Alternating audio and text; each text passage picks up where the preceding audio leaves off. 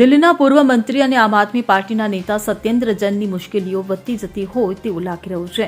રાષ્ટ્રપતિ દ્રૌપદી મુર્મુએ સત્યેન્દ્ર જૈન પર money લોન્ડરિંગનો case ચલાવવાની મંજૂરી આપી છે. કેન્દ્રીય ગૃહ મંત્રાલયે સત્યેન્દ્ર કુમાર જૈન સામે બીએનએસની કલમ 218 હેઠળ કોર્ટમાં કેસ ચલાવવાની પરવાનગી માંગી હતી. આ અંગે ગૃહ મંત્રાલયે જણાવ્યું હતું કે એન્ફોર્સમેન્ટ એટલે કે ઈડી તરફથી મળેલી સામગ્રીના આધારે સત્યેન્દ્ર કુમાર જૈન સામે કેસમાં કાર્યવાહી માટે મંજૂરી આપવા માટે પૂરતા પુરાવા મળ્યા છે. તેથી કોર્ટમાં કેસ ચલાવવાની માંગ કરવામાં આવી છે.